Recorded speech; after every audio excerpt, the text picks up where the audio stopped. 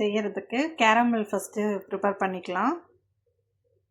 அதுக்கு ஒரு 2 ஸ்பூன் கிட்ட சர்க்கரை, வெறும் சர்க்கரையை நல்லா ஹீட்டான பேனில் போட்டுட்டா இந்த மாதிரி ஆகிடும்.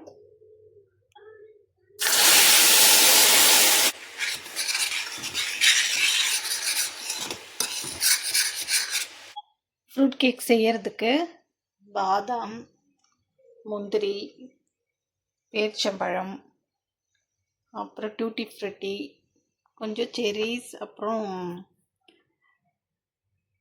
ஆரஞ்சு அந்த செஸ்ட் இருக்கு இல்லையா, அது இதெல்லாம் வச்சுருக்கேன். இப்போ வாங்க செய்யலாம். கேரமல் செஞ்ச பாத்திரத்துலேயே பார்த்தீங்கன்னா நம்ம ஆரஞ்சு ஜூஸ் இதில் ஆட் பண்ணிக்கலாம். நான் ஒரு பழத்தோட ஆரஞ்சு ஜூஸ் ஆட் பண்ணியிருக்கேன்.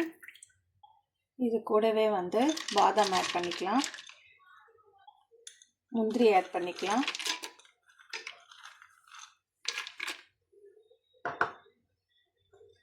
கொஞ்சமாக பேரிச்சம்பழம் ஆட் பண்ணிக்கலாம்,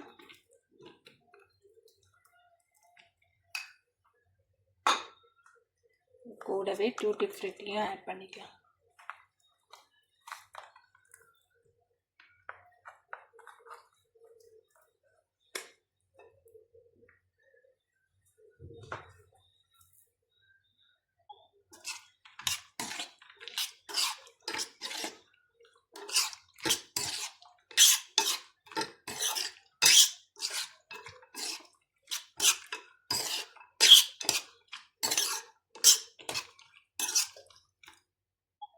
இது கூடவே செரீஸும் அப்புறம் அந்த ஆரஞ்சு ஜெஸ்ட்டும் இதோட ஆட் பண்ணிக்கலாம்.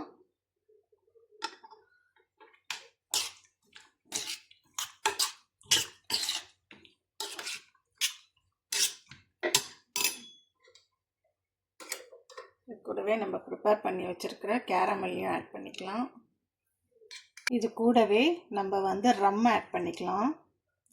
இந்த ஃப்ரூட் கேக்கு அவ்வளோ நல்லாயிருக்கும். சும்மா 1 டீஸ்பூன்.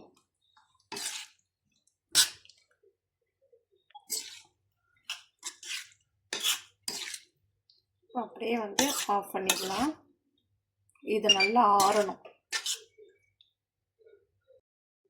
150 கிராம் ரவை ஆட் பண்ணிக்கலாம். ஆல்ரெடி 100 கிராம்ஸ் போட்டுட்டேன். இது ஒரு 50 கிராம்ஸ் ரவை, 150 கிராம்.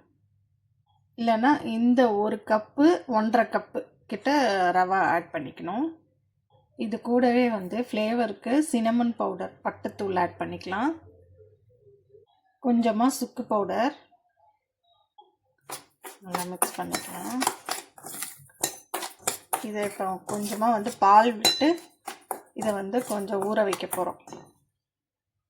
நம்ம ரோபோ மிக்சரில் 120 கிராம் பட்டர் ஆட் பண்ணியிருக்கேன், போட்டுக்கலாம்.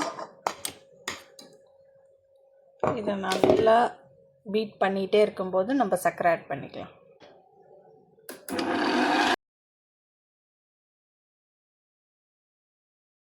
கிராம்ஸ் சர்க்கரை ஆட் பண்ணிக்கலாம். கூடவே ஒரு முட்டை ஆட் பண்ணிக்கலாம்.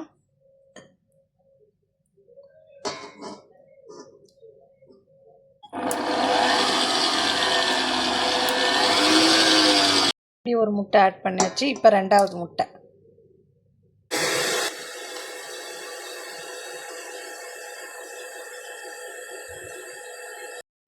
$100 கிராம்ஸ் மைதா கூட 1 ஸ்பூன் கிட்ட பேக்கிங் பவுடர் ஆட் பண்ணிக்கலாம்.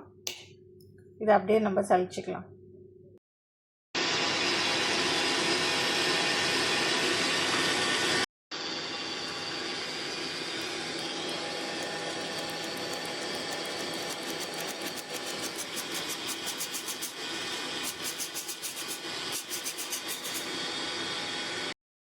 இப்போ நல்லா பீட் பண்ணியாச்சு. இப்போ நம்ம ஊற வச்சுருக்கிற ரவையை இதோட ஆட் பண்ணிக்கலாம்.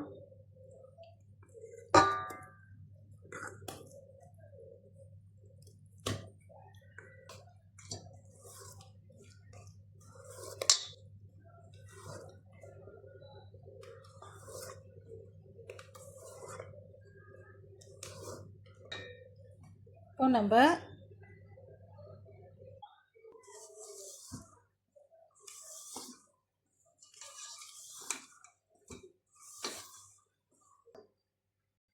இப்போ நம்ம வந்து வச்சுருக்க நட்ஸ் எல்லாத்தையும் இதோட ஆட் பண்ணிக்கலாம். இதில் 1 ஸ்பூன் கிட்ட மைதா போட்டு கொஞ்சம் டஸ்ட் பண்ணி வச்சுருக்கேன்.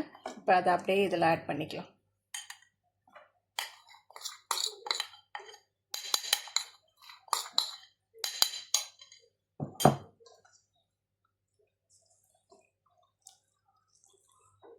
அதில் அப்படியே ஆட் பண்ணிக்கலாம்.